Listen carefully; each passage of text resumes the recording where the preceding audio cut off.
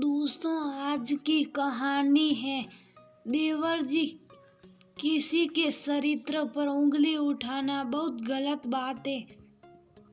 दोस्तों, कहानी शुरू करने से पहले अगर आपने चैनल को सब्सक्राइब नहीं किया हो तो कर लीजिए ताकि आपके पास पहुंच सके हर नया वीडियो।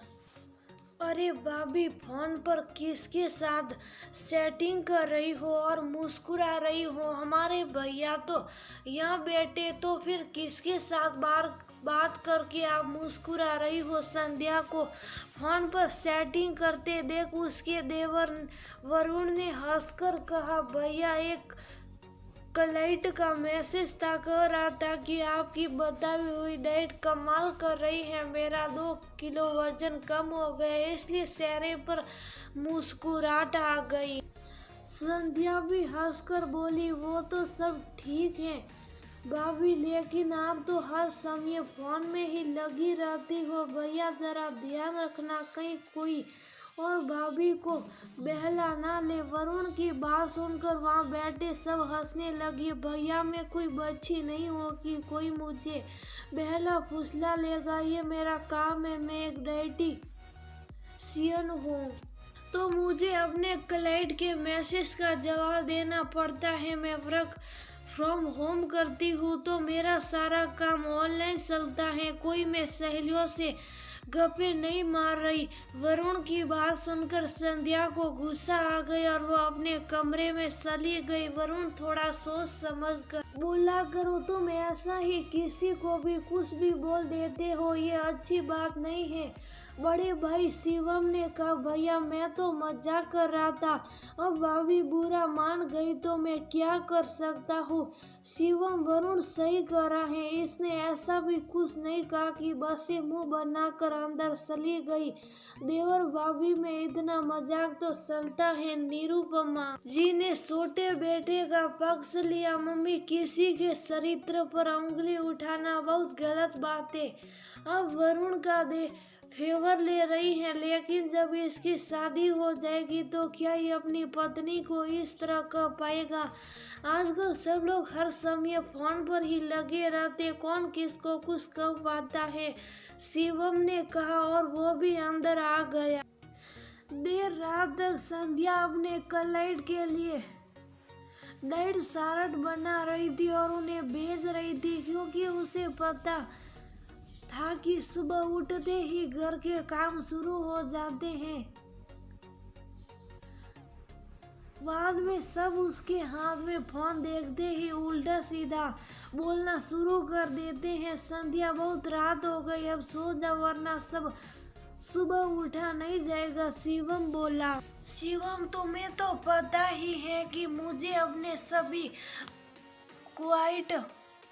क्लाइंट को समय पर जवाब देना होता है, वरना क्लाइंट मुझे ज्वाइन नहीं करेंगे और मेरा काम कम हो जाएगा। मुझे अपने क्लाइंट बनाए रखने के लिए हर वक्त फोन पर ऑनलाइन रहना पड़ता है। मुझे पता है संध्या, और मुझे इसमें कोई बुराई भी नजर नहीं आती, लेकिन अब तो सो जाओ, रात को देर तक जागोगी तो तुम्हारी तबीयत खराब हो जाएगी। शिवम, मैं सोच रही हूँ कि अब मेरे क्लाइंट बढ़ रहे हैं, उसके साथ मुझे पर्सनली मीटिंग भी करनी पड़ती है, तो क्यों ना मैं अपना एक छोटा सा क्लिनिक खोल दूँ। जब मैं पूरे और इन घर के बाहर आऊंगी तो घर पर भी किसी को प्रॉब्लम नहीं होगी। मैं हर वक्त फोन पर लगी रहती हूँ, घर पर रहकर मुझे भी लगता है कि घर के काम कर लूँ, इस वजह से मैं भी काम पर ध्यान नहीं दे पाती। कह तो तुम ठीक रही हो, मैं जल्दी ही तुम्हारे क्लिनिक का कुछ इंतजाम करता हूँ, आ जाओ, अब सो जाओ। शिवम से बात करके अब संध्या चैन से सो गई। 2 दिन बाद संध्या ने अपना क्लिनिक खोलने की बात घर में बताई। इस पर सासू माँ बोली, बहू अब ये सब क्या है? तुम तो वर्क फ्रॉम होम करती हो, अब ये क्लिनिक कहाँ से आ गया? मम्मी जी, घर पर रहकर किसी को मेरे काम की वैल्यू समझ नहीं आ रही थी। सब सोचते हैं कि मैं बेमतलबी फोन लेकर बैठी रहती हूँ, जबकि मुझे ही पता है कि ना तो मैं अपना काम ठीक से देख पा रही हूँ और ना ही मेरे क्लाइंट बढ़ रहे। इसलिए अब मैं बाहर से ही काम करूँगी, जिससे सबको आदत होनी चाहिए कि मैं प्रोफेशनल हूँ और मेरा फ़ोन पर बात करना और मैसेज करना बहुत ज़रूरी है। तभी मुझे अपने काम के पैसे मिलते हैं जो मैं घर में खर्च देती हूँ। कहकर संध्या बाहर चली गई। आज संध्या को अपने क्लिनिक के लिए जगह फाइनल करनी थी।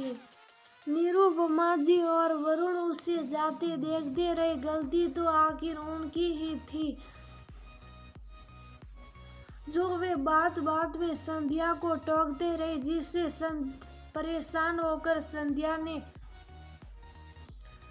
अपना क्लिनिक घर से दूर खोल दिया। अब तो उसके पीछे निरुपमा जी को ही घर का काम संभालना पड़ेगा। यही सोचकर उनकी हालत खराब